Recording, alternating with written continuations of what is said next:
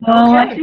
I want to say thank you everyone for coming and welcome to our Quantum Galactic Social. And we love to speak about everything spirituality, your experiences, uh, psychic abilities, channeling, galactic language, you name it, science, technology, all is allowed. All are allowed, that is. Um, so we have here Bree, Kina, Gurdan, Shannon, Felix, Michelle, Andy, Kristen, Angie, Carolina, and Leela, I believe. Leela? Well, welcome everybody. I love you all. Thank you for coming. Yeah, I'm super pumped. We got this up and rolling here. This is awesome. We just, we wanted like a space for people to share because there's a lot of events going on and let's sit and watch somebody do something or say something. But like, it's nice to have open space to just kind of talk about stuff. And like, I know that things have gotten kind of wacky. Like, I know for myself, and I think that everybody's going through some really interesting changes, strange times. So like, let's just kind of see how this goes. Again, we don't have to set any topics, but right off the bat, is there anything that anyone wants to bring up as far as something that they experienced recently that was like, whoa? Yes, I have one topic. I don't know if you are following the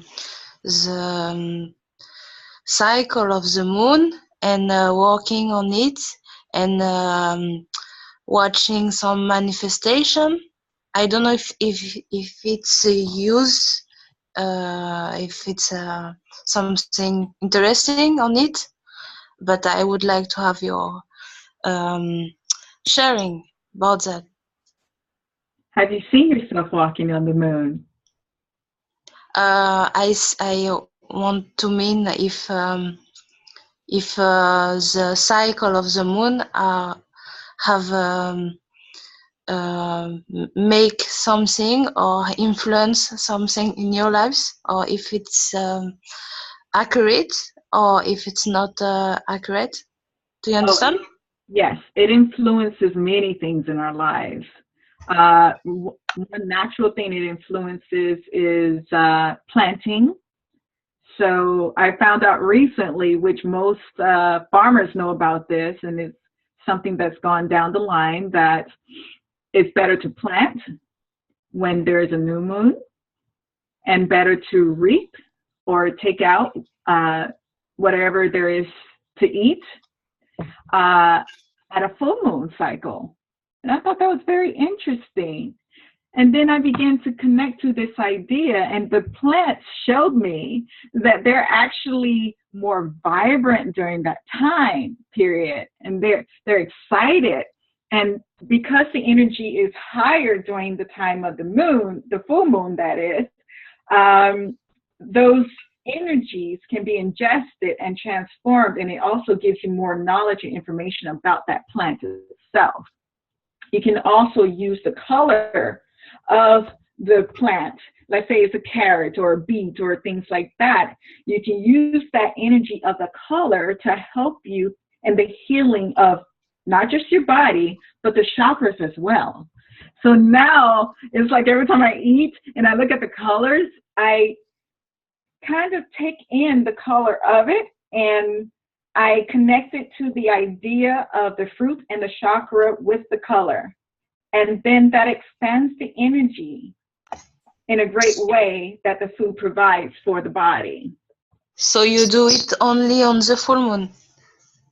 That's if you were planting and you're reaping during the full moon, yes. It's better to do it during the full moon to take the plant out. Okay, Leela, thank you so much. Yeah. Leela, were you wondering about manifesting during the full moon? That's a good one too. Is that what you were talking about? You are asking to me? Yeah. I was wondering how to have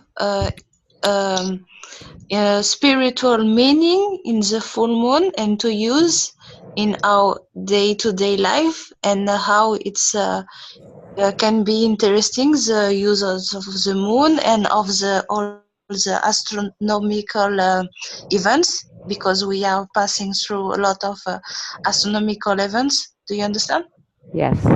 Yeah, I thought there was more to that question. That's why I was, because I mean, there's everything from women and menstruation Mm-hmm.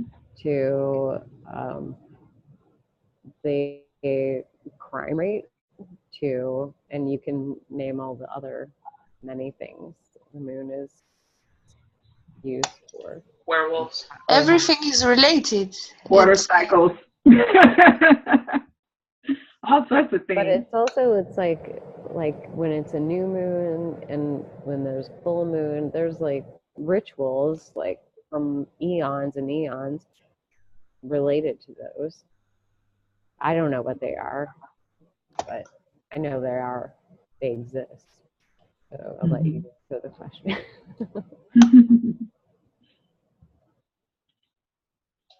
For me, it's interesting that for the, people say there's a man in the moon, the face in the moon. Yes. Stuff. Mm-hmm. And I've seen that only since a few months ago. Back then, I never saw that. This is completely new. I don't, I know people, including my mother. And Can you come a little closer to your microphone, Felix? yeah, I'm saying that everybody's connecting something to the moon, but I don't really, or I'm not aware of it. But to me, I had to learn that there's actually a face in the moon. Like, yeah. So that's my moon experience. I saw a face in it. Whatever. Yes. I'd heard that there's magnetic discs in the moon that are spinning around and creating all this awesomeness. So I don't know. It's one of these things that we hear. Why not channeling the master of the moon? The master of the moon. I would think the moon would be its own master because it is a being itself. Is it? Would you agree it's artificially intelligent? Yes and no. Why? What do you mean by artificially, Bree? I don't know. I had heard that it was created by, actually I don't know who, but basically it didn't form the same way that moons and planets form that we know of, normal moons and planets. And I don't know. I keep my mind open else. with this stuff. Right? Did you hear that it came from someplace else and at some point in history it got put there? Like it didn't come with the planet like originally? Yes. Did you hear that story also? Yeah. And all the stuff with Maldak exploding and yeah. Yes. Have you ever heard of Maldak, Felix? Yeah, wasn't it connected to this Enki god? No? Not exactly, no. No? Didn't he destroy it or something? What? It was destroyed. I received very little information about that. About a year ago, I woke up yelling and screaming Maldak before I even knew any information about it. Wow. And yes, it blew up and there was a war there. And a lot of the souls that were there apparently are now here. So I'm still On Earth? On Earth, yes. Yeah, there's all sorts of interesting stories. Yeah, but that's one I received personally. Not one that I read about. I went ahead and started looking up Maldak because of that dream. But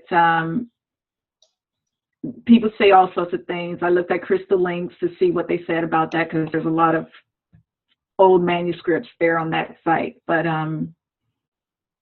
I'm waiting to get what comes from the inside to know more information about it. True way to be. Mm-hmm. Kristen? You have So, something? So that moon, it's influencing us only because we give it power, or if it is something very useful in our lives, or it's on or not. I don't understand. You mean? Both. Okay, it's like everything. So Yes. Kina, you are the god of your reality. You make it whatever it is. There, yes, but yeah, in your reality, you have to choose something to influence on yourself to yeah. make your reality. Yeah, if you want to, it can be your own self that you choose to have influence yourself. It doesn't have to be something outside of you. Okay, thanks. Sure. Yeah. And if you decide to sit on the moon one day in a meditation, go ahead. Can I I did. It was fun. can I ask you something? Maybe you, Sarah. Mm-hmm. Like you did you just say sitting somewhere? Because I think a lot about astral projection, all that stuff. I don't know if I have that much experience in it, but this is a question for all of you. Like, do you got the feeling of being able to project yourself somewhere else and all that? What's your experience with that? Do you do that often? If so. Sometimes it's unintentional. It can be during the meditation. But thoughts and feelings and vision, I see plenty of things, and sometimes mentally and spiritually, I can project myself to either the moon or other planets. Right. And it happens usually when I'm meditating. Mm-hmm. So what are some of you guys' experience with astral projection, that is? Anyone? I do. Go ahead. Oh. Me? Yes, Yeah, go ahead. Michelle. Yeah, whichever goes first. Yeah, sorry. The way how I experience astral travel is when I feel like really, really exhausted, like totally like ready to pass out. And that's when I feel like I'm leaving my body. Mm-hmm. That's how I experience it. Lovely. And the one with the number, you ready? You have something to say? 956. Oh, okay. Anyone else? Oh yeah, I do have one. Mm-hmm. Pardon. I was like you were talking to me. Okay. My first experience when I was around 4 years old, I was sleeping in bed. How you normally do it. I was just sleeping in bed. In the middle of the bed, and I saw like this portal in a sense, but my eyes were closed. So I saw this portal. It kept opening. It kept repeating itself, like the lights of the ring kept like flashing in and out. And what had happened is that I was actually experiencing some form of interdimensional shifts within myself that maybe have made me, in a sense, um, remember of like what I was doing in astral. Mm-hmm. So what happened is that I was in bed. I woke up, and the only place where I woke up was up across the stratosphere, or like in the high ozone layer of the earth. Mm-hmm. And there was this light line in a sense. encompassing the whole world in a sense, and everyone was walking, doing a tightrope on it. And when that happened, I was doing the same thing. Everyone was balancing, and I was doing the same thing. I was balancing and balancing until at one point the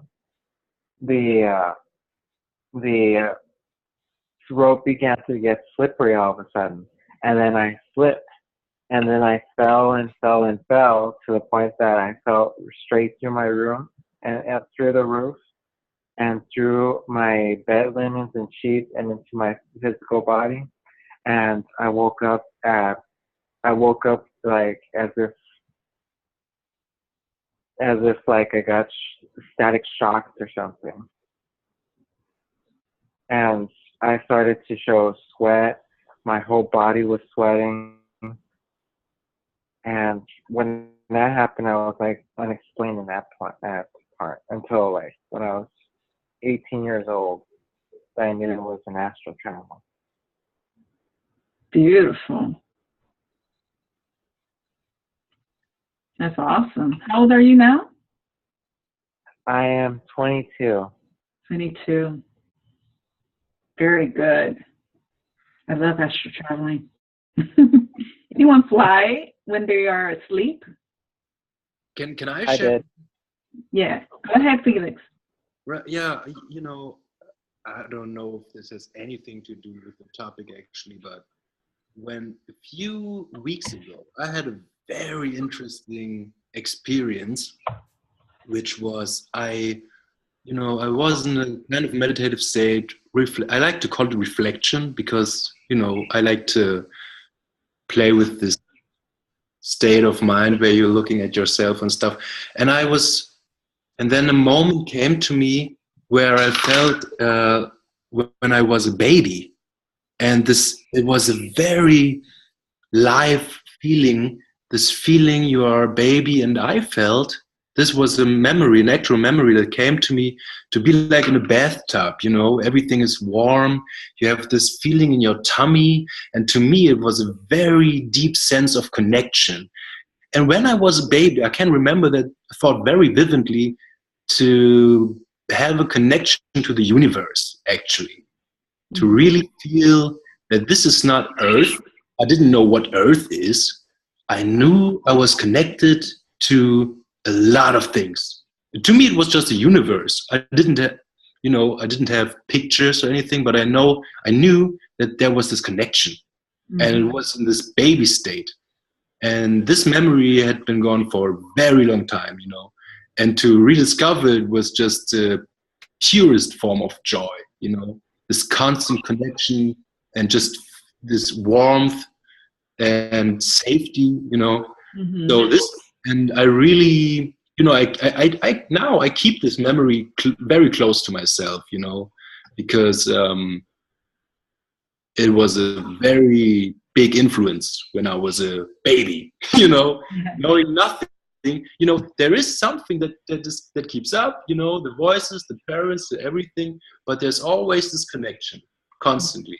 So this to me was, you say, well, worth having. I don't know. You know what I'm saying. Yes. Lovely. Yeah. That's really cool to hear. I had actually been reading, somebody had posted in one of the chat boxes that they had an experience kind of similar to what you're describing. They were just like, they were saying that they were like the sky. They just like had this memory of just, they called it a dream, but whatever it was, they were just the sky, and they just existed. And there was no,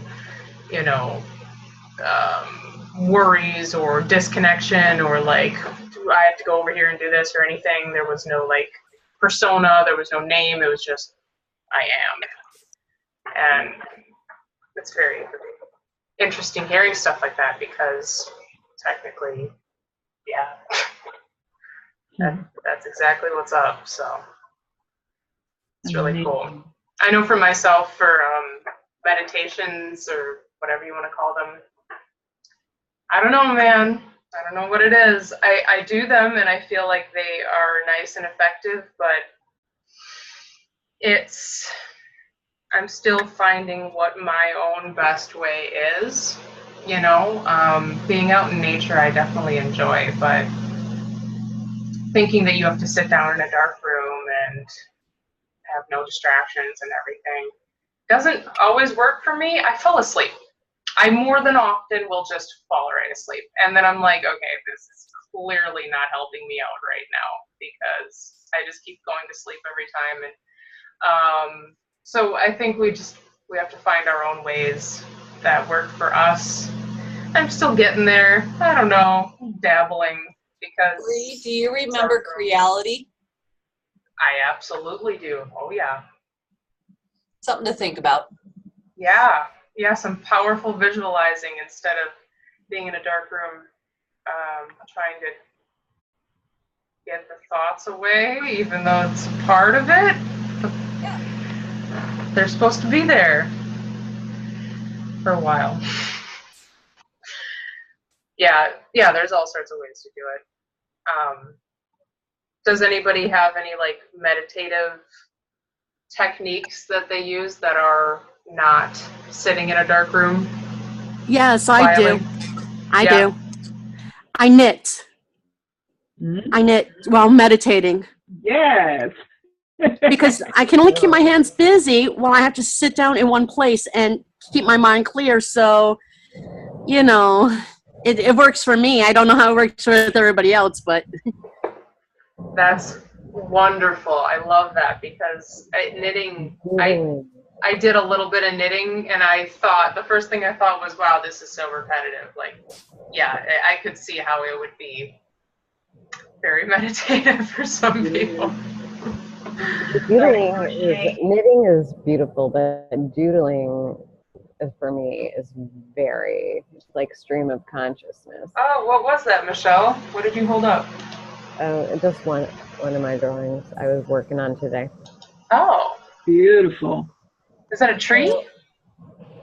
Yeah, my things usually have trees and eyeballs all over them. Oh, it's a big eyeball tree. Well, I don't know. It's one of many trees with eyeballs. I see some things there. Nice. Yeah. And you don't think about it, like you don't draw, it just draws itself. Of Kind course. of like how people channel, it just happens. Mm-hmm. It's another form of channeling. Yeah. Mm-hmm. Sure is. But knitting is super helpful when you're needing a hat. Bye, Kina. See you later. Thanks for joining. Good night, Kina. No, it's like 2 a.m. there or something. Yes. Bye. Thank you. That's why Angie just had to leave, by the way. She's like, I can't do this anymore. Do you ever do breath work? What's that? Breath work. Breath work? Yes. Yeah, for meditative techniques. You know Yeah. what? Free. When Breath I work. did like some of that pranayama stuff one time, like the really rapid breathing. I think that's what that is, right? Is it? No, breath of fire. Sorry, breath of fire is the rapid breathing. Like and I felt so. I can't even explain it. Like I was like dizzy, you know, like it's over oxygenation, and then I was like, whoa, I feel like I'm high or something. This is a little bit crazy. And I had to just like sit there and kind of calm down afterwards, but it was fascinating. So that's really the only. There's a lot of Kundalini breathing techniques that are really interesting and do interesting things. Yeah. That is one thing that I have found. I haven't really done it so much in like a controlled, like, okay, I'm going to sit here and do this for exactly this amount of time and it's going to be restricted. But I have done Kundalini breathing and I found it extremely effective for just calming me down, basically, and just kind of like being able to recenter things. But for myself, I kept feeling like I'm doing it wrong. And so what I did is I started to visualize like golden white light, like going up and down my chakras or whatever I had used, like water or liquid or And so I found different ways that were more effective for me. And then I really started to feel the energy going up and down. Whereas before I'm like, I'm going to sit here and breathe in this controlled environment. And this is so boring. And it didn't work out. Because I don't focus on breath so much. I can focus on when I'm thinking of breath as light. But when I'm thinking of it as we understand air before we start to awaken, it didn't really do much for me. So. We find our ways. It gives some neat bodily sensations and does some neat things. Yeah. It produces a different vibration, I suppose. Yeah, it cleanses stuff. And I'm really mentioning this to remind myself I really need to like do this on a pretty regular basis. you're reminding me too, girl. Because I loved doing that when I was doing it, and then I gotta stop. So. Yeah. And you had something to say? Huh? No? Hey, Sabrina, how's it going over there? Oh, she's just texting. I'm good, Sabrina. Hey, Oh, there you are. Can I say something Yes. to breathing and everything? Mm-hmm. This has been a topic for me because I told you about the illness and stuff. So what happened with me was that I was very active.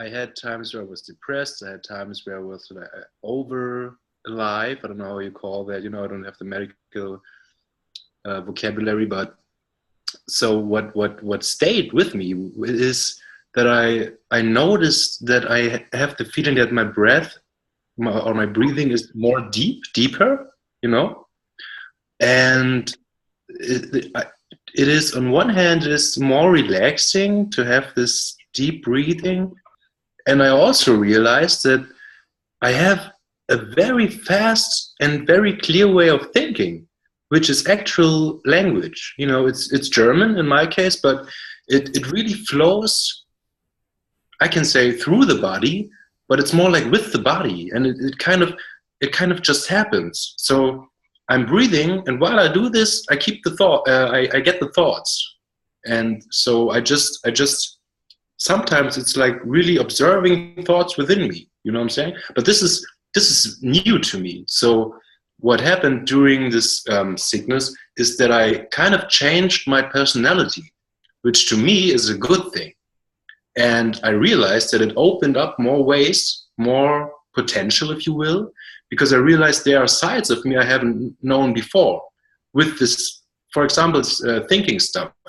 And sometimes it's like I'm going somewhere and there's just this thought coming to me, but this thought, it can be a word or a sentence or whatever. And it really describes the way I feel in the moment. But it's so accurate, because it's a little abstract, it can be just a word, But it's so abstract sometimes that I have to think about, what did I just say? What was this? Then I think about the word or the sentence, and I'm like, this is perfect. This is exactly the way I feel. But to someone else, it would be a little abstract. So I have to kind of, how do you say this? Translate it, So I'm translating myself. Now, this is a new process to me, but I enjoy it. So this is really what stayed with me after this sickness time, that I feel more alive. I feel like a new way of communicating from within through the breathing and everything. So this is beautiful, actually. I feel more alive, And this is what I connect with the breathing, just a little deeper, and just to watch it and see what comes up, and kind of think about, what's this? How am I feeling every moment? This is something that helps me a lot, to see what's going on within me. I love it. I don't know. Before that, I was a little more passive, just stuff's happening, I can't change it, whatever, a little ignorant maybe. But now, this, as I said, this is kind of new to me. Well, you said something wonderful. You are now translating yourself to yourself. Right. That is wonderful because we've learned how to translate ourselves through other people, the people around us, Right. based upon their expectations of us. And so we have expectations of ourselves based upon their expectations. And so we say, oh, we have to do this. We translate ourselves the way they see us constantly. Mhm. And so beginning to translate yourself to yourself, that's when you become powerful because you begin to understand your heart and your mind and bring them both into balance. It's Yeah. gorgeous that you just said that. Yeah. And you know, there's often, like, when I listen to Bashar stuff, I love him, you know, and he's talking about this, and talking about changing yourself, changing the way you work, the way you are structured, your patterns and everything. And I just realized this works, you know, this actually works. Yes. And it's just so, because before that, when something didn't work out, I got depressed. And now I can see the reason of the depression, which is that the thoughts themselves are not clear enough. There are too many thoughts that aren't clear enough, you know? So this strange bubble here gets the depression itself. But when you can see the thoughts, you actually, you know, you can just look at them. It's great. Yes. It's really Yeah. like the expectation thing is so heavy. Like, you gotta get this, you gotta get this done. But really, are you doing this for yourself? Or isn't there a person you're projecting it to? This is so heavy. This is so important to realize what is important. I'm talking to you now. So what's important to you? This is the question. You know, it's the moment. Damn it, it's the moment. I love the Thank energy you for behind sharing it.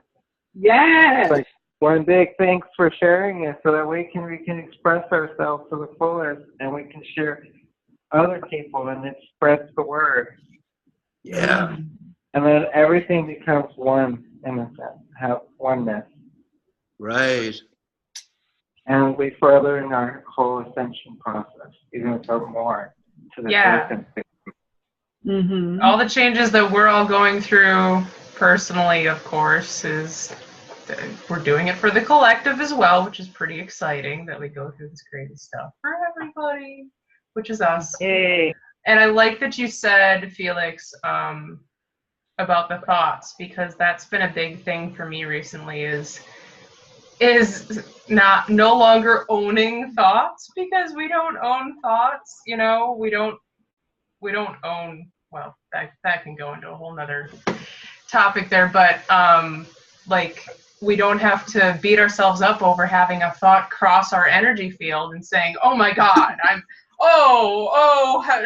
thought just came into my mind and what am I going to do now? And it's like, being in that observer mode is so freeing on so many levels.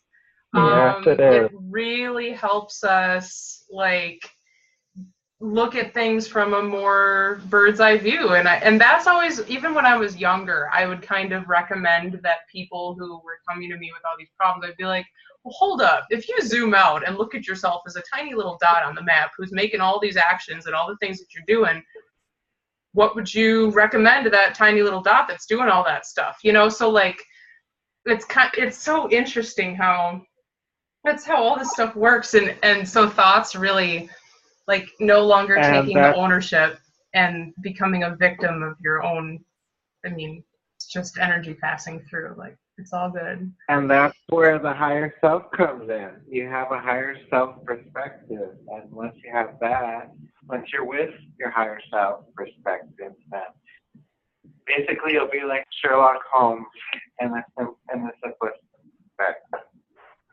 You'll be like Sherlock Holmes solving the problem. I met a dog named Sherlock the other day. It was pretty exciting. I just wanted to tell you that. You know, I'm right now. I think about this it's also bizarre, you know. I'm only looking at that, or I do other stuff. So, but he's saying it's about the physical mind. He's saying that you're not supposed to know how something's gonna. Happen. The physical mind is not designed to know how something is happening, how something will happen. It's designed to know how things have happened, you know. So this is the observer thing. We are observing, but we cannot. The thought is interesting, you know, to evaluate stuff that's happening, but you're not even supposed to know how it's going to turn out eventually. You can have an opinion and develop a thought, develop an emotion, but really, you know, everything can happen. So why just, you know, this is an interesting concept to me. Do you mean like projecting into the future? Yeah, I Like don't the know. I mean, worrying and the, oh God, I don't know what's going to happen. yeah, or everything will turn out great. You know, to me, Yeah. this I You take know, extremely long until you know these what? You know what concepts. I would do with, I was gonna say, you know what I would do if I was in that situation? I would just say that my mind is just totally panicked because it's not wasn't designed for that. I would just simply say like it's not meant to perceive what is in the future. The mind, I always say to myself, okay, I'm perceiving something that appears to be forcing in the future, but in reality, it's my physical mind and perceiving of what has happened before. So what I know is that I say to myself, okay, the physical mind cannot perceive the future, can only perceive what is happening right now and what has been recorded in history. Yeah, So what I would do is to always just step back, take a step back, or any way, just step back physically or just in a physical way or a mental way, just step back and just say like, okay, this is what has happened. I mean, we And do. you voice it out and then you go on to the next thing. Yeah, we do create Knowing. we are always creating the moment, right? So, I mean, Yeah. where's this actually? Where is the future? You know, where is it? Can you say that? I do. Where? That one. Yeah. It's not aware. It's not a future is not a place. The future is always in the present moment. An That's what I emperor, said. and there is a story about this emperor, or this information about this emperor. He said that whatever you do now in the present moment echoes on in eternity. So whatever joy, whatever passion, or whatever goals or dreams in that sense are within you and you're actively doing it in the present moment, whatever you're doing right now echoes on for eternity. In a sense, it will continue to grow and grow and grow. So there is no end. Powerful, isn't it?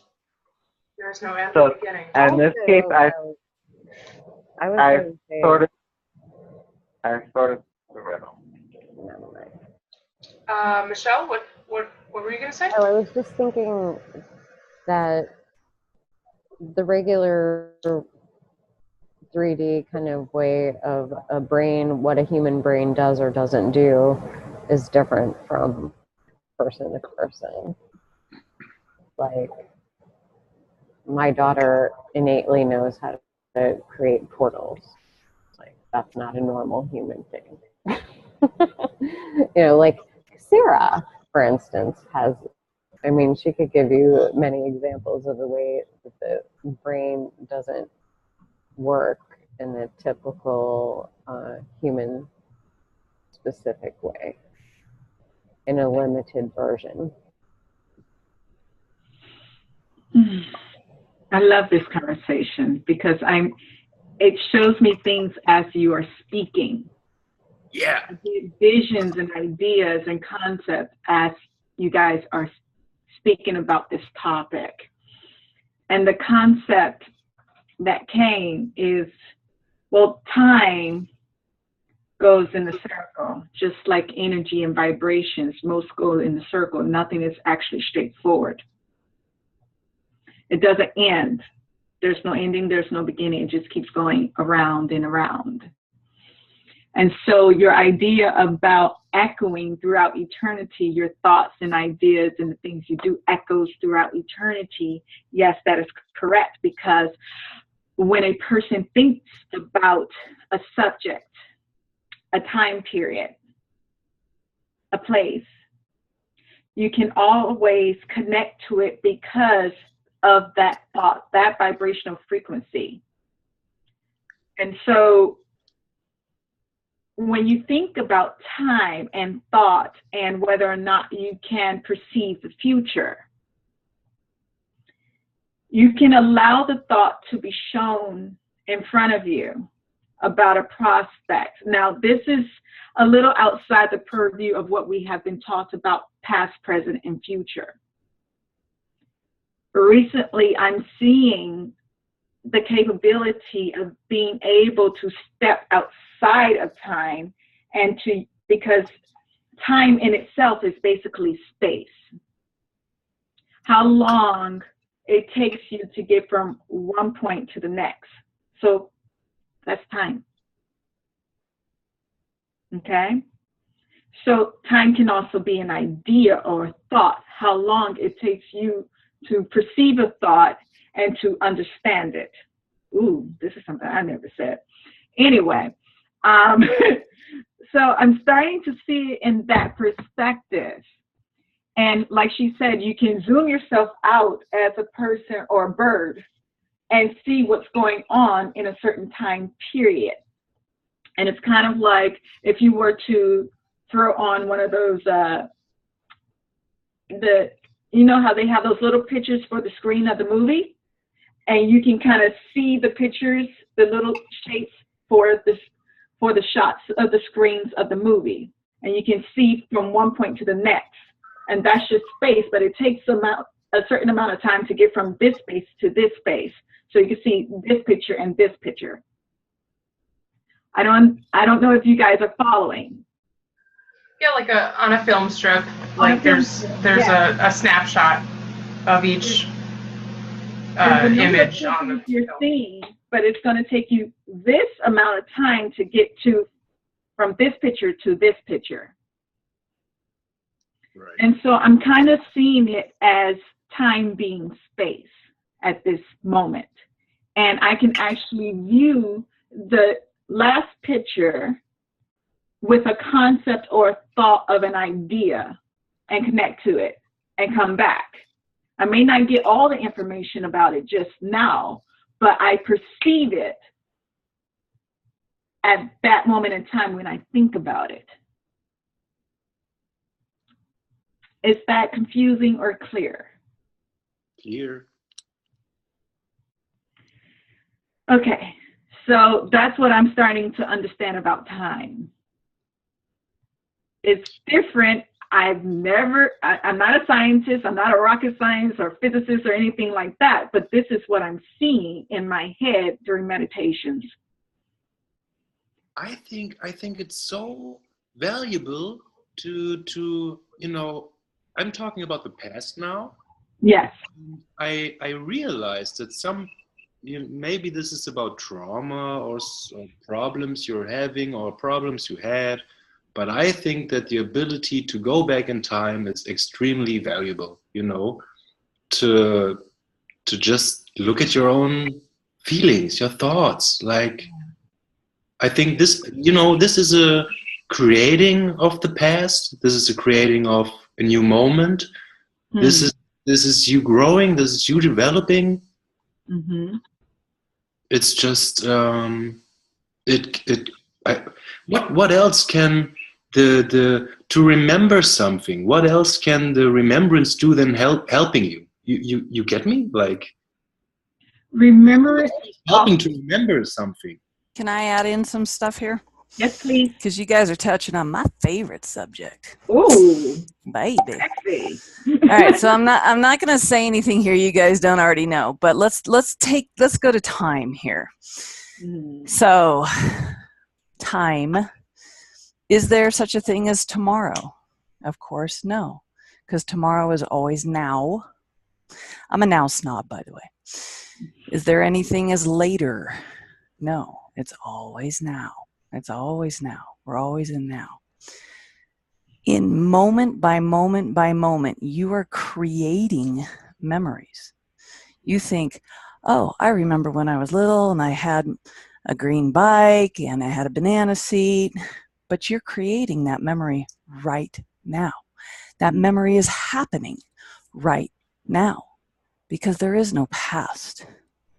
It's an illusion for you to play with, to create from. You think if you go into the room next door, there's a bathroom, you know where the toilet is, you know where the sink is, you know where the shower is, you know where the towels are hanging, but you're creating that right now. That space has nothing in it. It is a void. As you walk towards what you perceive to be the bathroom, which you quote unquote remember to be the bathroom that you went into an hour or so ago, you're creating that memory right now. You've never been in that room. You've never been in those spaces. You are creating them right now. So when you use a memory as a tool to help, you are creating that tool right now. It's perfect. It's always divinely orchestrated for where you are in this moment right now. You've never been 5 years old. You're never 15 years old. You're never whatever age you are right now. These are memories you are creating right now, in this moment, right now, to support what you're thinking, the experience you're having. It's a blast. It's fun. So from that, you get to think, wow, I'm pretty free to create whatever I want. Bree was asking earlier about meditation, and I asked her if she remembered creality, creating your own reality. So, yeah, right now, the now. There is nothing outside of now. Is there? Now, you're a God in this reality right now, so you can create whatever you want. You think, so we talk about timelines, right? You guys are, we talk about timelines, but if there's no such thing as time, what actually are these? These are memories that you are creating. These are lifetimes, my past lifetimes. But if there's no time, then you never had any past lifetimes. You never had any future timelines. You only have what's happening right now.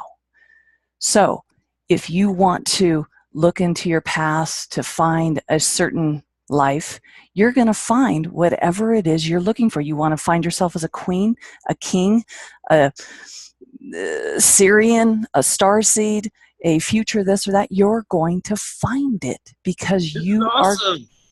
I know, because you are creating that right now. You will always find what you're looking for because that is what the now is. It is infinite, unconditional creation.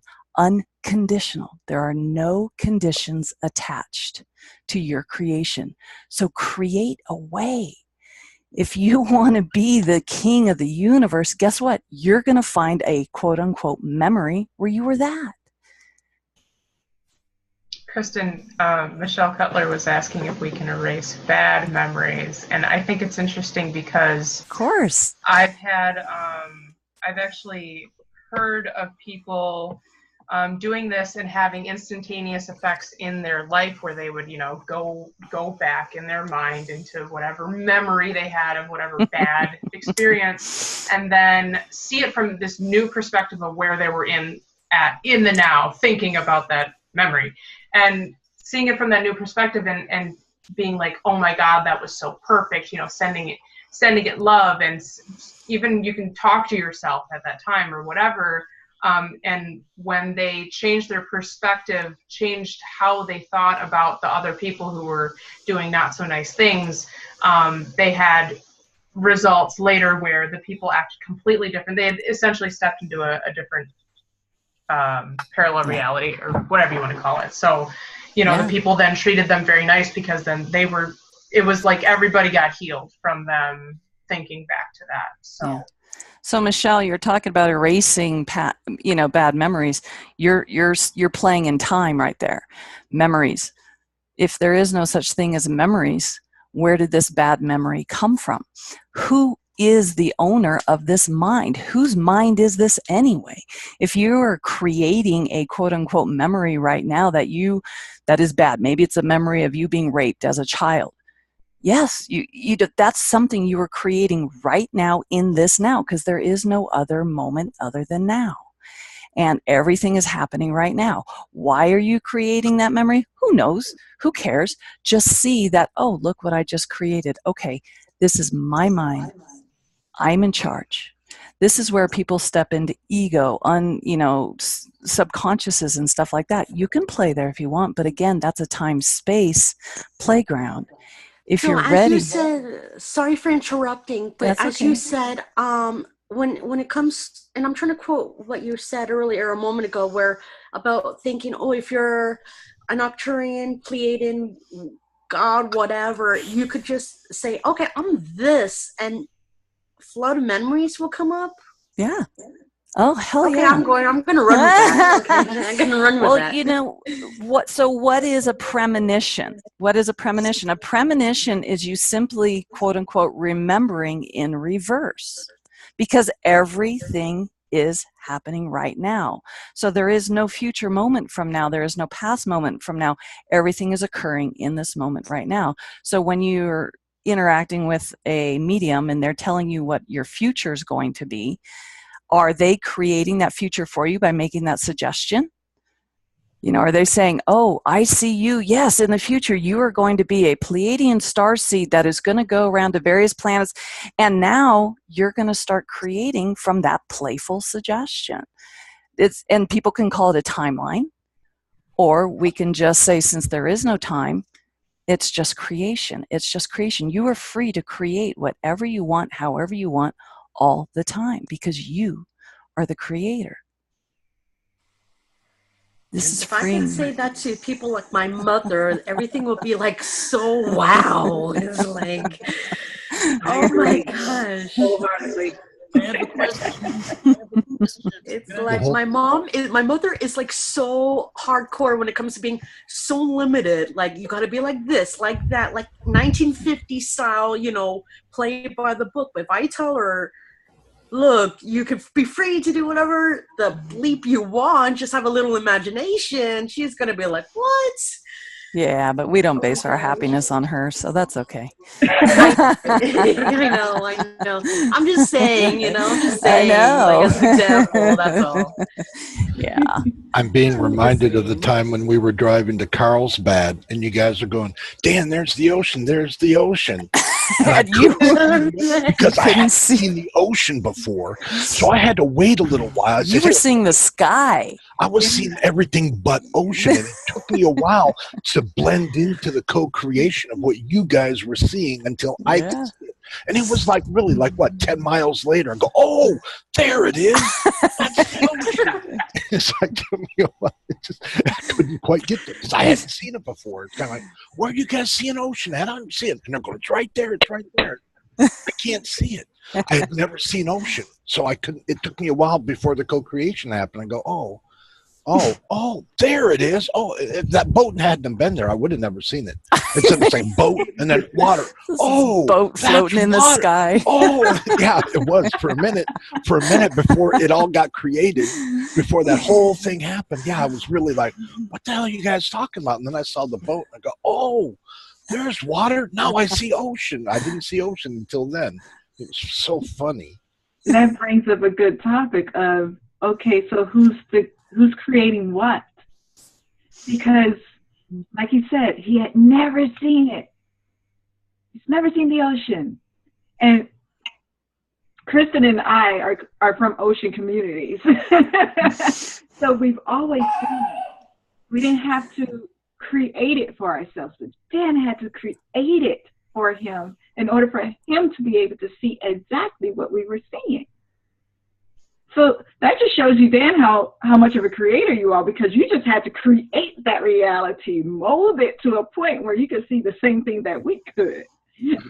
Isn't that powerful? That was so amazing. Yeah, Yeah. it's kind of like I had to really. And you there you was a guys all have to process. understand, it was right there. I mean, it was like 100 yards away. It was right there, And I couldn't and see yet it. Dan could not see it. I And we're couldn't like, see it's it. right there. And I'm asking myself, what's going on with me? Why can't I see this? And I'm trying so hard, and I go, I need to stop trying. I said, what's going on here? What's the equation? I said, all right, the divine feminine can see this water. I said, the masculine that I am right now can't see it. I said, I need to shut off my masculine and just let like cosmic flow happen, because all that energy was right there. So I just had to kind of like get out of mode and just kind of shut up for a second. And then where are they seeing this at? Because they say it's right there and I can't see it.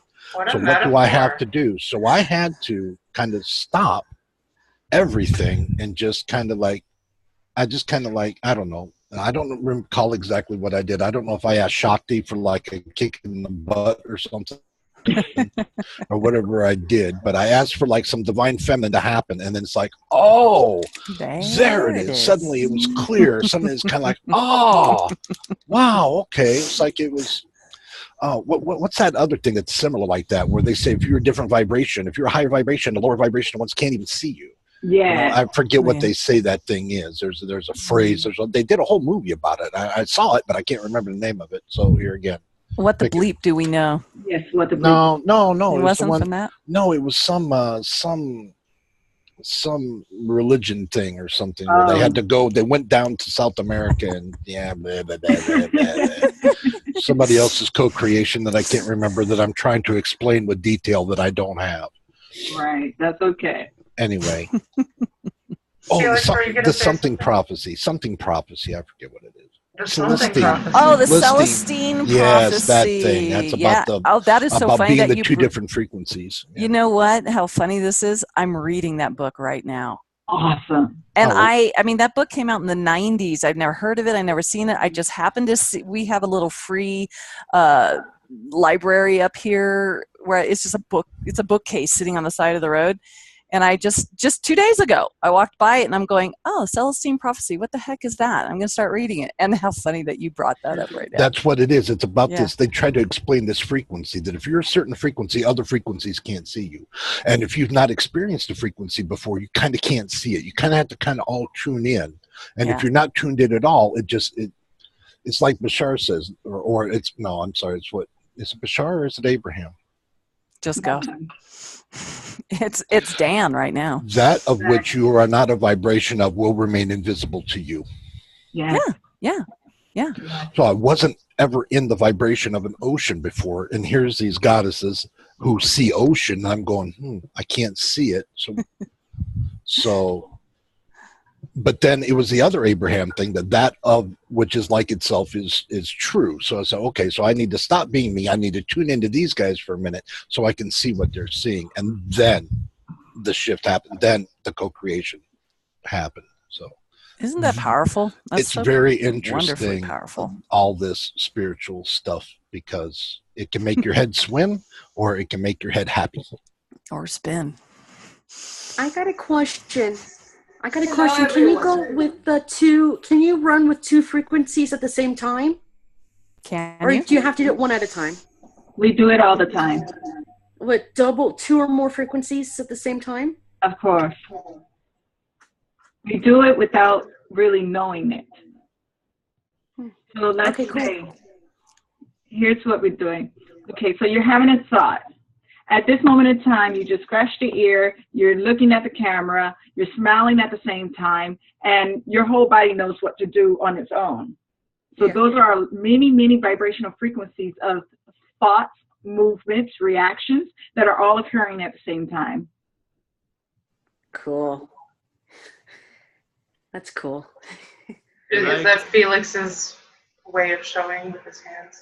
I like to move now. But, can I ask you guys a question which really kind of, want to just go ahead and ask a question. So, you know, I told you that I've been sick and stuff, but now, you know, when I hear you guys talk, it's like, where have I been? You know, I'm not sick, but this is serious.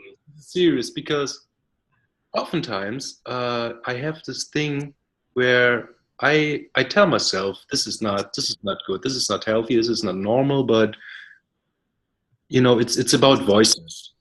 So it's about hearing voices, and you know, this is something that doesn't really bother me, which can be inspiring. But oftentimes I'm really like, what is this? Like, I'm in a public space, and then these stuff will happen. Like I hear my own voice, or I hear people saying stuff that I'm like, you didn't just say that, you know. So, and then, you know, I kind of keep this to myself. I didn't really talk about anyone about this, but what's your opinion on that? What am I hearing? What is this? You get me? Yes. You're hearing your own inner voice. So I like the video that KRS-One just put out. He says, what is the fifth dimension?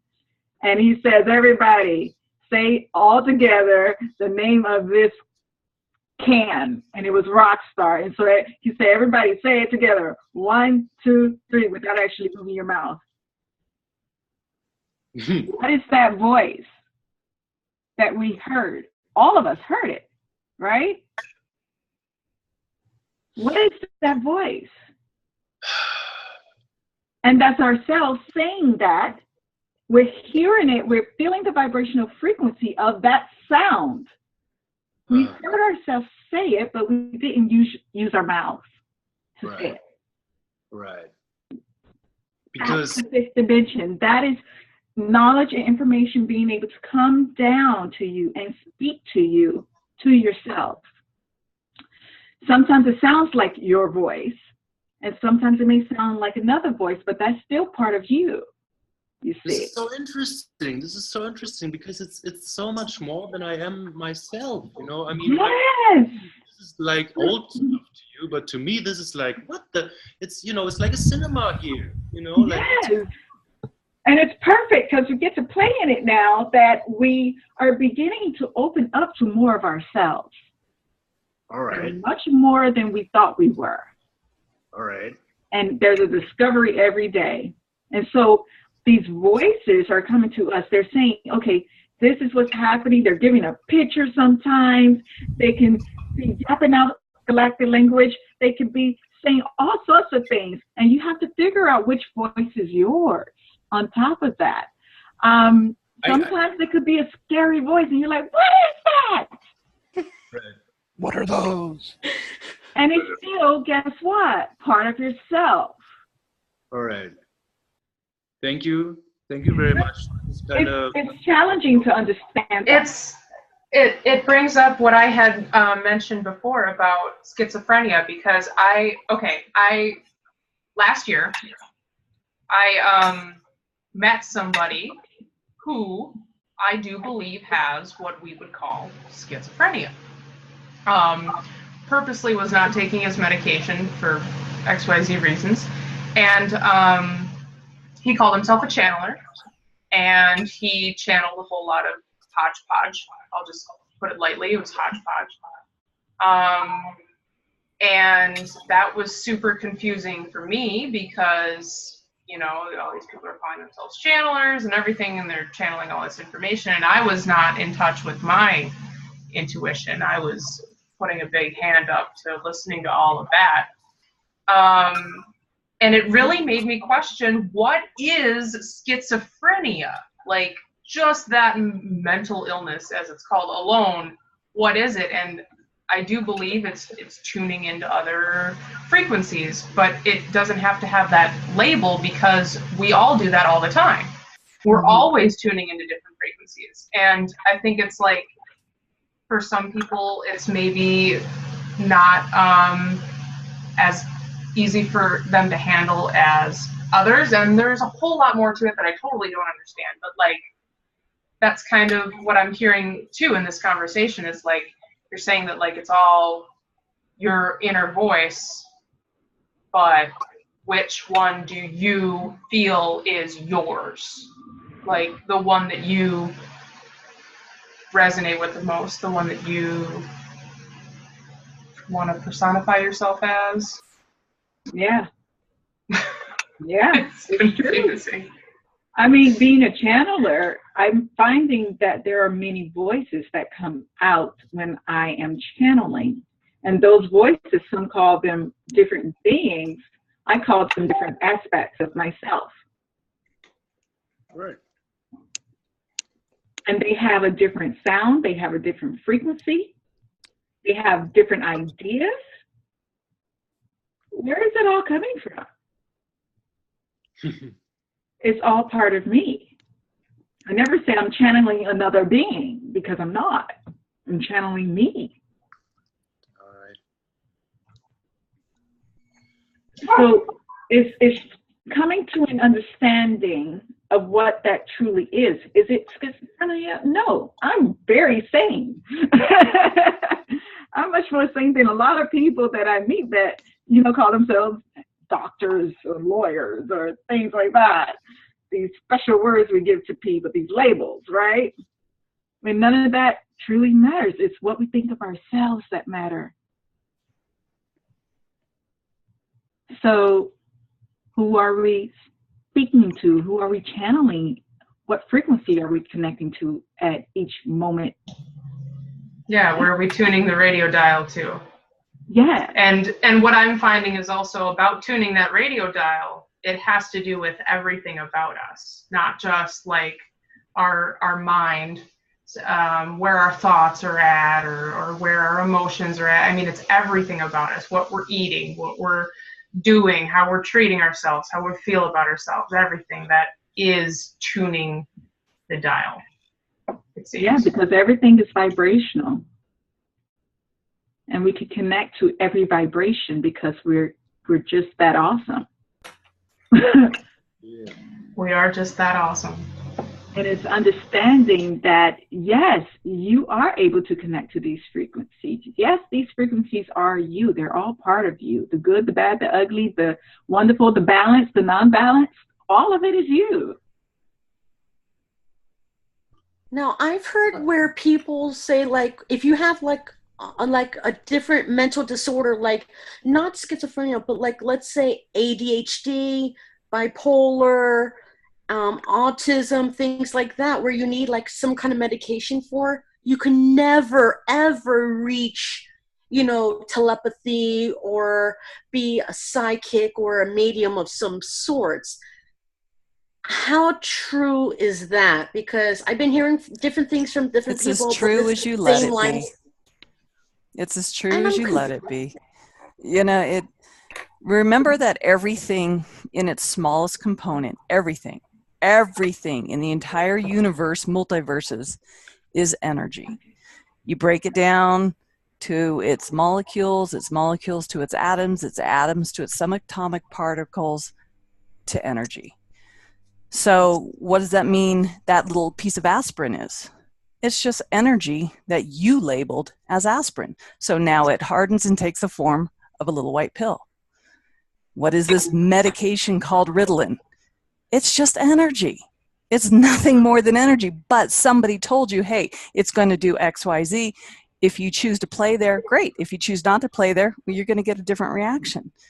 So there is no such thing as, oh, you can't reach telepathy, you can't reach this or that, because you're already doing it 24/7 without even knowing it. It's just what sandbox are you playing in today?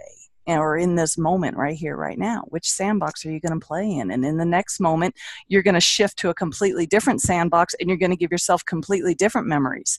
So, you know, 2 seconds ago, you actually may have been a black male over in, you know, Jamaica cooking tacos. And now you just changed your mind to be, you know, Michelle here doing this. And you've given yourself a whole new set of memories and life. And so it's you're doing this constantly 24/7. There's not even a 24/7, but you're doing this constantly all the time. You are shifting. So like Sarah said, you hear a voice Is that an echo from where you were just a blink of a nanosecond ago? We'll go into time here because that helps. And so you are constantly this and that and over here and playing all over the place. And so there is, that's playing in the, the world of limitation. And that's so much fun because you've got contrast and you've got, healthy people and unhealthy people. You've got schizophrenic and people who are sane, and you've got all those fun, but pretty soon you start realizing that everything's just an illusion, and it's kind of fun illusion, and it's playful. And where do you want to play in the next moment? Mm-hmm. Did that make sense? Or was that Yeah, it's like you're crazy? playing with it's like the way how I see it's like you're playing second per second, like how you want to perceive life and everything. It's like Absolutely. you're playing with it. It's your free will. You play with it accordingly, and nobody could stop you because it's your own imagination. It's your own free will. Nobody could stop you and say, yo, you do it my way or else. But it's like, no, I'm a person too. I'm an individual. I have a soul. I have a spirit. I have a mind. Mm-hmm. Give me my room. Give me my breathing room. I'm ready.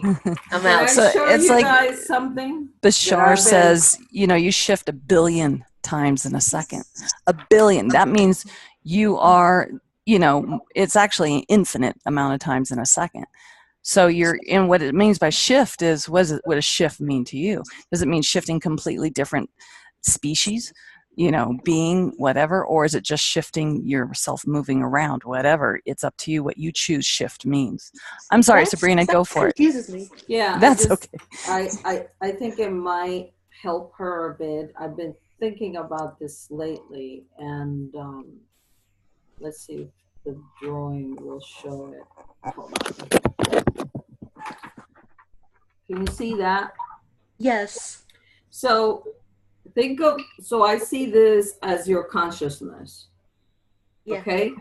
And each dot being a life that you have. Okay? So at any point, anywhere, you can touch any one of those lives. And that can go on in either direction, Yeah. for whenever, as long as you want. So, because I was thinking about that the other day, it's like, how do you know that yesterday you were here? Mm-hmm. That's a very good question. There's nothing except that you have this memory, but you don't know if this memory actually was yours, right? Right. Or maybe it was put there. I'm just putting it that way so you get the wheels going. So maybe your consciousness decided, okay, I want a little bit more of whatever on this life because there's something there I want to learn. So I'll just shift over there. Yeah. So now all this history, it's put together for you so that whatever experience you're seeking at that point in time can be lived and learned. And then you can just move along there because consciousness can move up and down as it wishes. Okay, so let me see if I got this straight. It's like, okay, I'm having a human experience now, and if I choose to have, like, let's say, an Arcturian or a Lyran experience, I shift to that, or a fairy experience, I shift to that, or whatever experience, I shift to that. Yes. Yeah. Yep. Okay, cool. Yes. That's cool. If that's your interest, in a sense, if that's your intent on going to becoming an Arcturian or becoming a Syrian or a Lyrian, or maybe in fact some being there from across the other side of the universe, it's based on your own intention of and freedom of choice, Mm-hmm. not based out of because certain circumstances place me here and circumstances place me there. No, it's your intentions, your choice, and in this case it's your own responsibility to take that choice and move with it. That's cool. And as you guys said also before, like I could, if a person wants to be, like, let's say a Pleiadian and the Lyran at the same time, they could. Yes. Yeah. And there are hybrids as well. Remember, there's no time. So, of course, you're everything right now. You are an infinite amount of different things right here, right now. And there are many events and synchronicities that fall into place like puzzle pieces. And whatever you might say, such as we want to be a Pleiadian or an Arcturian, how you would see it as how is that the universe will synchronistically rearrange the universe for that to happen. That makes sense. That makes perfect sense. I'll go with that. That's the cool part. That's the cool part. It's that you're God, or I'm God, having a human experience with the divine machine, creation machine, which is called the universe, and whatever spews out of it, that creation, then that's where you would perceive that you would be getting. That makes sense. I'll definitely run with that. I'll run with all of that. That's what I'll do. And the fact that you even you're thinking about, I could be Syrian, Lyrian, things like that. The fact that you had thought itself means, guess what? You can do it! You already are on that road. You are that already. I'm in heaven already. Look at that. Kristen, is that right? Kristen or Kirsten? Yes, Kristen. Kristen, you just said there is no time. Can you elaborate on that? Like this concept, Sure. because we're talking about it. Like, what do you mean?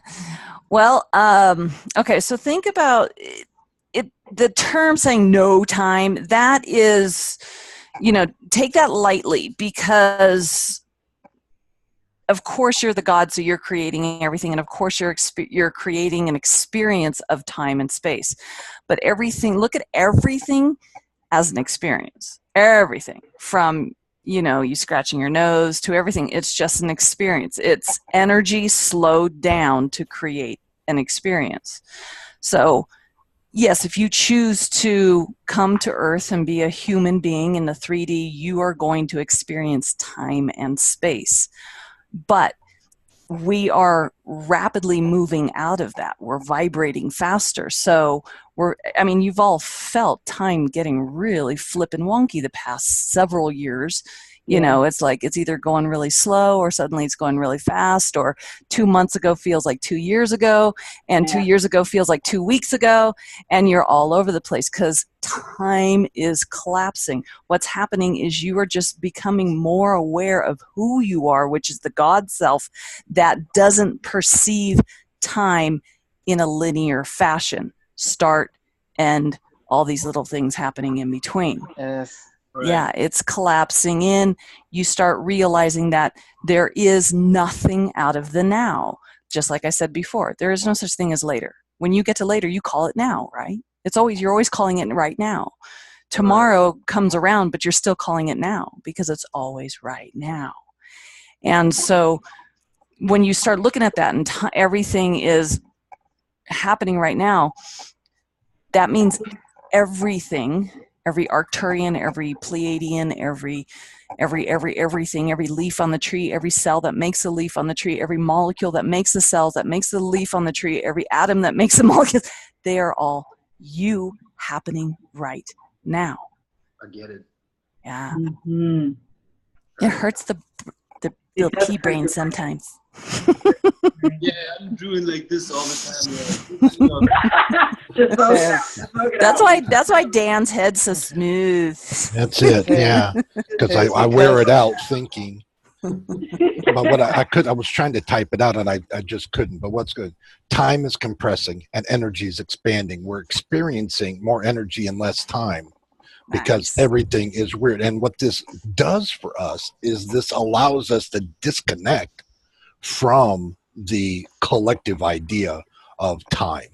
Yes. Well said. All right. So another explanation. Kind of like how the Spider-Man, where they have this venom the thing that this parasite venom, that it splits itself, and that concept. If you were interested in watching like Spider-Man movies, but Felix is over there doing galactic language with his hands. He's actually doing a language because I feel the energy from the things he's doing with his hands. He's flowing over there. He's flowing. yeah. And Gogan at the same time. I gotta translate you into my body, because you're all used to your English stuff. I'm fucking German. I need to like. Yeah, but he just ordered a slug pizza from Pluto, and that bill's gonna come due soon. In 200 years or 50 years. Oh, what's that? There's some static going on. It was Michelle's audio. I don't know. What were you, Dan? You were saying you were on a roll. It was awesome. Yeah, it just, time is compressing, energy is expanding. Oh, so that we can unplug from the idea of the collective's time frame. But then I was going to go into this another way I say it when I'm trying to explain, like sometimes my point. And even though we create the memories right now, but I was born into a very thick density. Here I am. I came in the early 60s. And to bust through all the things I had to bust through to get to the awakening I am here now. So that's the thing. So sometimes it's like, well, you were born in a lighter density, or you were a slighter lighter density. And these kids that were born, just a couple of years ago, to me, they seem that they're in such a light density. They didn't sign on to have a great big school problem or a great big religious thing. They don't buy into any of that. But I still remember, and some of the older people still buy into the old constructs that aren't even valid anymore, but they're just so unwilling to let it go that they just hold on to it as though that's all they have. It's really kind of weird. No, it's just conditioning, and whether or not they choose to step outside of the conditioning. Yeah, comfort zone. What's that? Comfort zone. Comfort zone, yes. They're comfortable with their understanding of their reality. Because it's known to them. And there's it's comfy. A fear of the unknown. It's comfy. Because they fear. It's stepping so far beyond those boundaries. Yeah. It's really hard for people to understand those of like minds like us, because we see things in many perspectives that weren't offered before. It wasn't allowed to be offered. They fear the slug pizza. They do. Here's a funny thing. Here's the funny thing, everyone. What's that, Pete? Hey, here's the funny thing about this, everyone. The thing about everyone's people that are third density and fear of the unknown, they're actually afraid of themselves. That's the irony of it. Because when you're in fear of the unknown, something that is hidden within your sight, and then you just realize when you open that, the unknown, all you would end up seeing is another you, in a sense. I would vouch to say it's not just fear, it's love. They love what they've experienced. They understand it. So we can't always say that they're in fear of the unknown. They love what they know. They understand. Okay. And they are unwilling to let go of anything outside of the known, because that's what they understood for most of their lifetimes. So, yes. It's an important part of expanding consciousness. We all have steps that we take, and what I've found for myself with dealing with those people that we are discussing right now, the Muggles or whatever. They're part of us at the whatever. same time. Yeah, whatever term you want to use. Okay, so I like the term Muggles. It makes me happy. Because I found out it's like actually used. I'm like, what? I thought that was a joke. No, it's not a joke. It's not a joke. Anyway, yeah, we can go into the whole, okay, they don't exist because, yes, we're only, actually, this is all that exists, looking at our device and having this beautiful conversation. But if we want to explore there, the self-limiting beliefs for myself was one thing, but putting limiting beliefs on other people was another thing that I was doing, and I didn't even know I was doing it. We went back to that conditioning and the whole, like, I guess stereotyping, essentially, like thinking that we know other people when we absolutely have no idea what anybody is going through. And so for people who were close to me in my life, as soon as I stopped thinking, oh, that person is like A, B, C, D, E, F, G, and these are all the things that that person does, and that's how I know that person, so therefore that person could never possibly stop doing A, B, C, D, E, F, G, because that's what they do and that's all I know them as. As soon as I started to be like, okay, I am going through all these crazy changes. Everybody else is. It's all super exciting. Who knows what's next? Who knows the person I'm going to meet? I might go meet my best friend that I saw the other day, and she'll be a completely different person. Like, being excited about all these rapid changes that we're able to experience if we want to. And the more that I started to look at things that way and have that excitement of the unknown, as I know Kristen uses that term a lot, I love it. Like, the more that excitement started to fill me up with, like, oh my God, like, this is so cool. Like, we're all shifting, and like all these other people are also going through amazing changes as well. And I started to see in my own family people talking about things and contemplating things and saying things that in my past I would have never, ever, ever, ever thought they would ever say or ever think about. And it blew my mind, and I no longer can do it. I can't do the whole limiting belief thing, because it's so exciting and freeing to be like, wow, anything is possible. And like, it no matter what memory you had of somebody being a certain way, that's just your memory that you're creating, and they're creating memories too. And oh my God. So I just wanted to add that in there, because I've had like personal experience of stopping those limiting beliefs, especially for other people, but ultimately it comes down to ourselves, right? Because we're all evolving and we're all not being so hard on ourselves, slowly but surely. So, I think that's an important factor. At least it was for myself, like being excited to see what's next, what's new, what is going to change. Wonderful. Sabrina, you have something? Me? Yeah. There you go. Okay, so I was just writing some notes here. So first I wanted to say to Felix, think of time travel when you think of everything existing now. Think of what, sorry? Time travel. Yeah. And the ability to do that.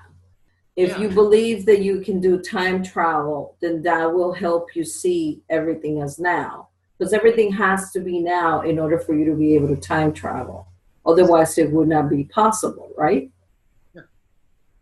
So I just wanted to make that note there. And then in order to experience time, energy has to be compressed. All right. So, and the body is compressed energy, and all of the tools that we use here, it's compressed in order to experience time. Because as you expand, now you start working your way out of time. Do you see what I'm saying? So in a compressed space, then you have time. Once the expansion starts to happen and the awareness starts to happen, it's a lot harder unless you are doing it on purpose, and then in order to have time, knowing is also limited, because since time, when you come here, you are limiting your consciousness. until you know better. So you are limiting that in order to be quote unquote bound by the rules.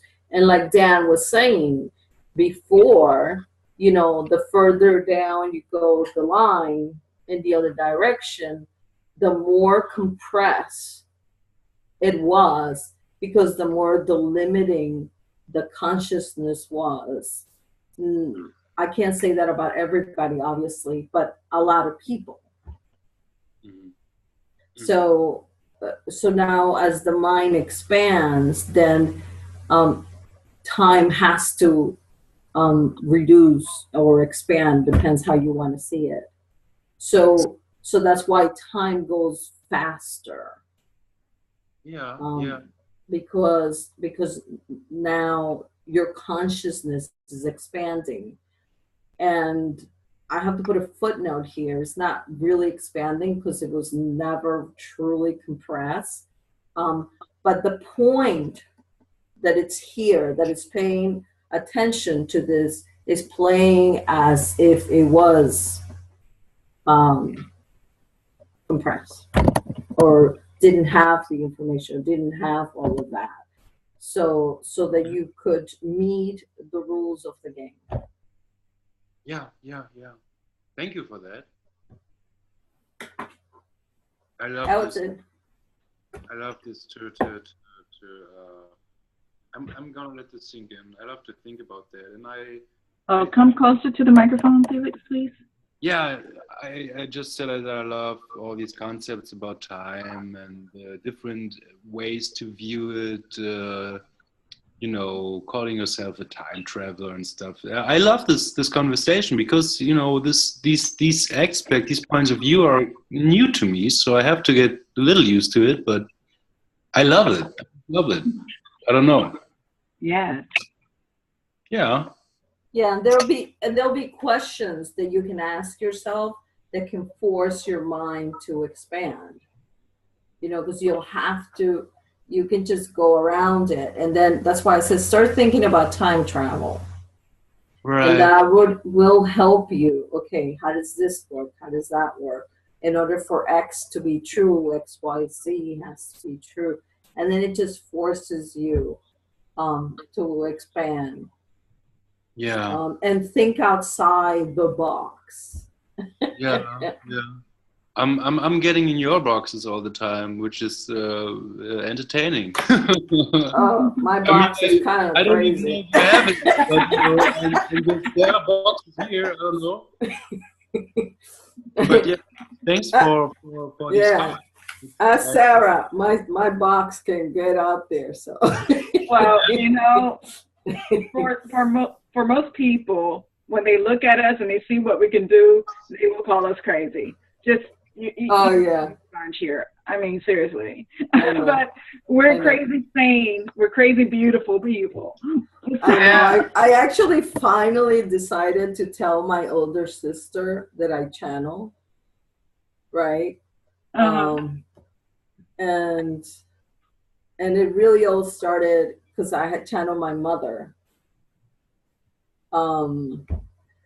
Yeah, that happened really crazy. It was like a crazy way because I was telling my sister that that my friend had channeled my mother, and I'm on the phone and I'm telling her, and next thing I know, she jumps in and she starts talking to her, my other sister, right?